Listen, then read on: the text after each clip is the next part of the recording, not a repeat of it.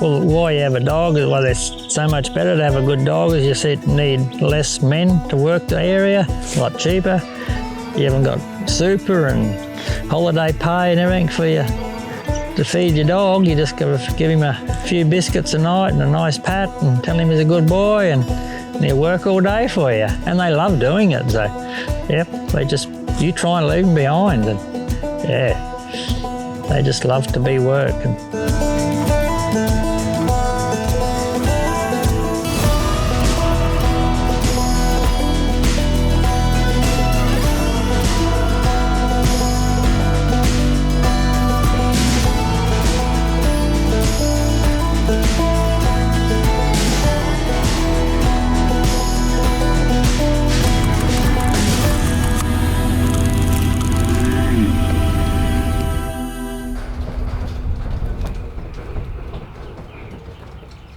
You got Boots is the first one,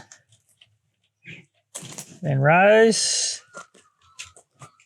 then Diesel, then Kinky, Millie, and George. He's the retiree now. That's EJ, the little fella, and Gift, and Bear's the big fella. Well, I got into dogs in about 2007. I used to camp draft, but then they shut down the horse industry because of the horse flu. We weren't allowed to travel anywhere with horses. So I sort of went to a show and saw working dogs, doing yard trials and things, and really impressed with that. Ended up buying some dogs off a bloke and started up then, and I sort of got interested. Did a few dog schools, learnt more about it, learned how to get better. That's how I got to where I am today. Now I'm going to give George the anti-clockwise whistle, which is George here. The reason I have a whistle, the dogs can hear it, it's clearer. You're getting angry at them or something, they can pick that up in your voice, whereas a whistle they can't. That's the stop whistle. Walk in.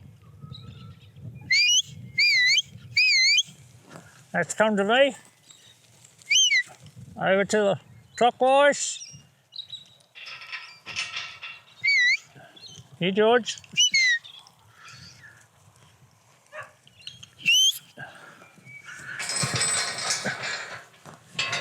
Some people think just because they got a Kelpie or a Collie, they'll work, but it's not true. They don't. Not all breeds work. I've had a few come here, people want them trained, but they just haven't got that herding instinct in them.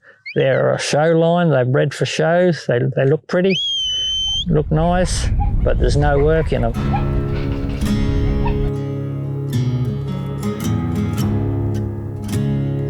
I got into starting the club because I wanted to get involved with like-minded people to play around with dogs, and yeah, we just put it out there and people come along and was interested in learning how to work dogs, and yeah, and that's how it grew from there. About 3 years ago or so it started. So a lot of these people live in town or on the outskirts of town and they don't have stock to work. So it's an opportunity for them to come and try their dogs out, get a bit of experience and tuition. We try to prepare them and get them ready up to a standard so that if they're interested, they can start doing competitions with their dogs, which a lot of them have moved on to do things like that. It's great to see. Once they've all gone through there, then you can either move there or stay there, depends on the cattle. Yeah, okay. Sometimes it's better to walk and bring the cattle towards you, or depends if they come around and go there first, doesn't matter, you just wait there till they come around here, then you move. Okay. My name's Hunter Sinclair. I'm a Security Forces military working dog handler in the Royal Australian Air Force. I just really like watching Archer progress. And the fact that, like, how much he loves doing it.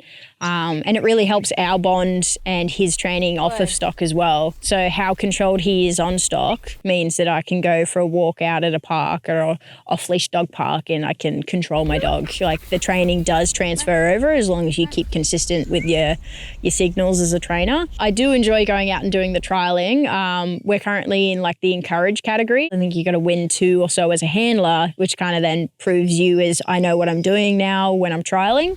And then you can move up up into the actual category of maiden, which is like your entry-level dog standard.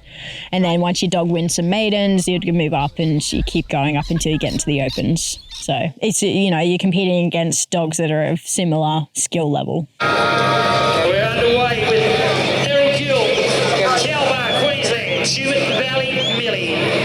Our contestant Errol Gill just asks you to wait, be patient, let him look and walk in the gate. Nudge on the tail, he wants to come in, he's stepping around, Millie's in the spot to block him, turn him back around. He's let down the fence, unfortunately for Millie, the one that's got away, what could have been. Yeah, we've worked that out, ladies and gentlemen. Here's our chance for Millie.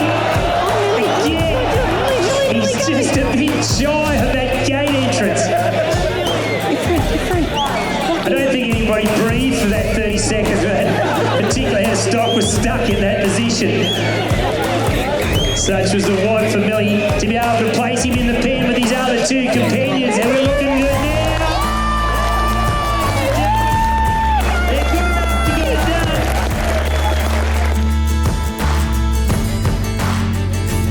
With this cattle trial, like, there's people from right up in Central. They're driving 1,000 k's to get here. So even last year they come down, and yeah, they come from everywhere. So.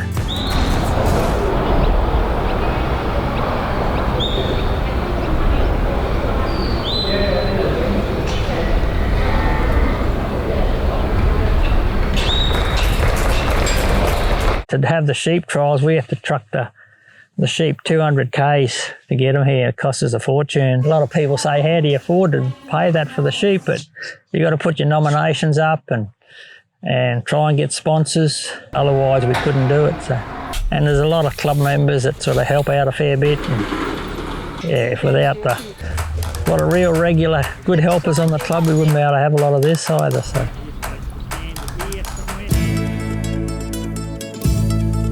The things you have to do in a sheep or a cattle competition is normally put the stock you're working through obstacles. You usually lose points for things that you don't do the right way, or they go the wrong way, or you miss an obstacle, like if the cattle or sheep go the wrong way, and you have a set time to do this in, so you've got to keep moving. And you've got to do everything correctly, otherwise the judge just keeps taking points off you for everything you do wrong.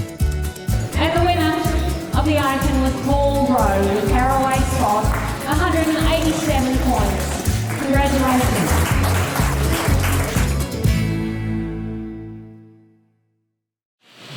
Once again, lot number 7 there in the arena right now, Yellowstone Smoke. He's only 20-24, so a good young dog.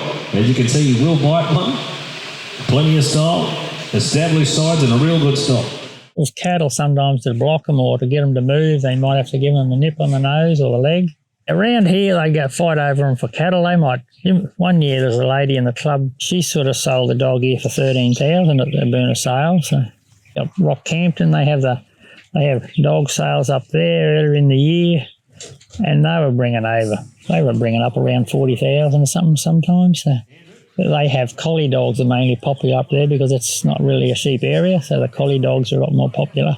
5,000 now, got a 5, green light, we sell it at 5,000 only, here we go. 5,000 on the limit, 5, got a 5,000 once, 5,000 twice, third and final call, hammer goes up, hammer goes down, that on 5,000 we sell. Sold it your way, sir, 5,000. What's that number? 161, thank you mate, well bought. Thank you, Andrew. Always brings a good run of dogs.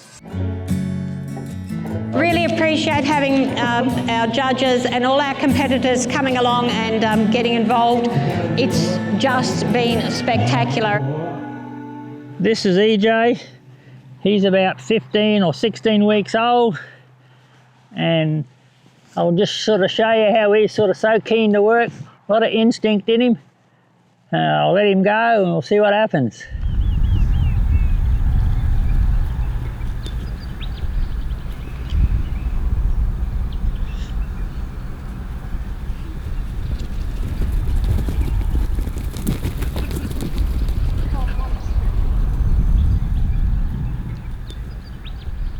That's pretty good work when you can sort of block them like that. Process for training that I do, I sort of start a pup from about 5 months, start working him on sheep. From when they wean, I start teaching them when I feed them to sit and work to my whistle command from that age, gradually working them on stock, teaching them how to go around them, keep them away from the stock, and you just gradually increase the work you do with them from then on. You don't do it in 1 or 2 lessons, you might do it for 12 months sort of thing before they sort of come fairly good that they're usable. Yeah, you just got to put a lot of time. What you get out of them is what you put into them. So it's a big, long process. I think that your dog respects you and trusts you and has clarity about what things mean. So when you go out into the world that's not designed for them anymore, they're not wild animals anymore, they're domesticated, and we put them into backyards and we take them to cafes and we do all these things that they don't have any natural instincts for.